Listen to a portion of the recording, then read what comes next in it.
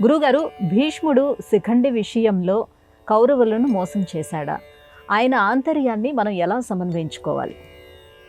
లోకంలో కొంతమంది తెలియక మహాభారతంలో ఉన్నటువంటి భీష్ముడు కౌరవుల్ని మోసం చేశాడు అని చెప్తుంటారు. ఏ విషయంలో? శిఖండి విషయంలో.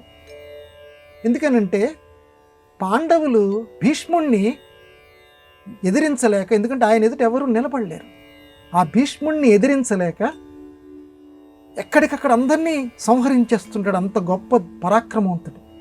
వీళ్ళందరూ కూడా ఒకరోజు రాత్రి శ్రీకృష్ణుడి యొక్క సలహాపై భీష్ముడి దగ్గరికి వెళ్తారు.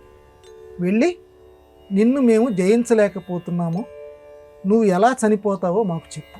చూడండి, ఎవరైనా అడుగుతారా ఎలాగ? ధర్మరాజు, భీముడు, వీళ్ళందరూ శ్రీకృష్ణుడే వెళ్ళమని చెప్తాడు. నువ్వు ఎలా చనిపోతావో మాకు చెప్పు, ఎందుకంటే నువ్వు ఉండంగా మేము యుద్ధం ఇక చేయలేం, మా వల్ల కావట్లేదు అంటే, ధర్మరాజా, మీరు అన్నమాట నిజమే, నేనుండంగా నన్ను మీరే ఎదిరించలేరు.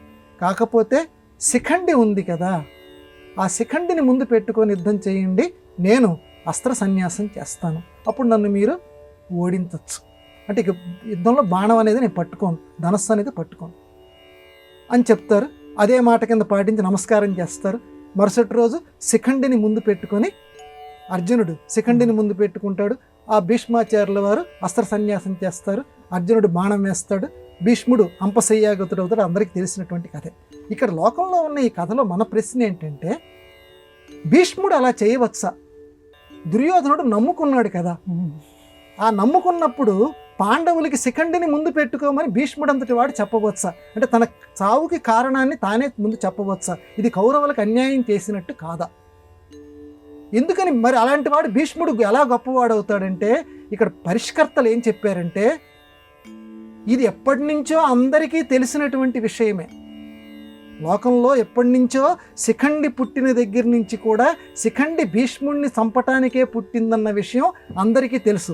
అందువల్లే వ్యాసభారతంలో మొదటి రోజు యుద్ధం జరిగిన దగ్గర నుంచి కూడా దుర్యోధనుడు శిఖండిని భీష్ముడి ముందుకు రానియకుండా చూడండి, శిఖండిని రానియకుండా, ఆయన వచ్చాడు, ఆ శిఖండి కనుక వస్తే భీష్ముడికి అస్త్రాలు కింద పడేసేస్తాడు అని దుర్యోధనుడు మొదటి రోజు నుంచి కూడా జాగ్రత్త వహిస్తాడు, శిఖండిని భీష్ముడి వైపు రానివ్వకుండా చేయటానికి. అంటే ఈ విషయం కౌరవులకి ముందే తెలుసు. మరి ముందే తెలిసినప్పుడు అప్పుడు ఆయన మోసం చేయటం భీష్ముడు ఎప్పుడో ప్రత్యక్షంగా చెప్పాడు, నేను ఎవరితోటైనా యుద్ధం చేస్తా కానీ శిఖండి ఉంటే యుద్ధం చేయనని. కాబట్టి యుద్ధం జరగటానికి ముందే భీష్ముడు ఈ విషయం తెలియచేశాడు. కాబట్టి అందులో ఎటువంటి మోసము చేసింది లేదు. ఇంకొకటి, మరి ఆ విషయం తెలిసినటువంటి వాళ్ళు మళ్ళీ అడగటానికి ఎందుకు వెళ్ళారు? ఇక్కడ మళ్ళీ జాగ్రత్త మనం గమనించాలి. శిఖండి ముందు ఉంటే భీష్ముడిని చంపివేయవచ్చు కదా అనే విషయం యుద్ధం మొదటి రోజు నుంచి అందరికీ తెలిసిన విషయమే కదా. మరి ఆ విషయం అడగటానికి మళ్ళీ ఒక రాత్రిపూట వీళ్ళందరూ ఎందుకు వెళ్ళాలి అంటే, అదేనమ్మా మన సనాతన ధర్మంలో ఉన్న గొప్పతనం. అనుమతి తీసుకోవాలి. తెలిసిన విషయమైనా సరే, అయ్యా మొదలు పెట్టమంటారు. ఇప్పటికి చూడండి, శుభకార్యాల్లో ఒక పెద్ద మనిషి అక్కడ కూర్చొని ఉంటాడు, మనకు తెలుసు, మనంతటా మనం మొదలు పెట్టేయచ్చు, అయ్యా మొదలు పెట్టమంటారా అని అడుగుతాం. ఎందుకని? ఆయనకి ఎంత ఆనందం కలుగుతుంది, ఆ పెద్ద ఆయనకి, మొదలు పెట్టండి ఆయన అంటాడు. అప్పుడు మనం కార్యక్రమాన్ని ప్రారంభిస్తాం. కాబట్టి శిఖండి చేతిలో శిఖండి కనుక ఎదురు నిలబడితే చనిపోతారన్న విషయం అందరికీ తెలుసు.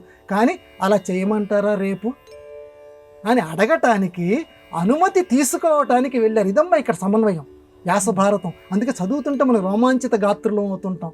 అది అనుమతి తీసుకోవడానికి మాత్రం, అంటే పెద్దవాళ్ళని గౌరవించేటువంటి లక్షణం పాండవుల్లో ఉన్నది అని చెప్పడానికి మాత్రమే ఆ రోజు రాత్రి వాళ్ళు వెళ్ళారు. కాబట్టి శిఖండి విషయంలో కౌరవుల్ని భీష్ముడు ఎటువంటి మోసము చేయలేదు, అది అందరికీ తెలిసినటువంటి విషయం.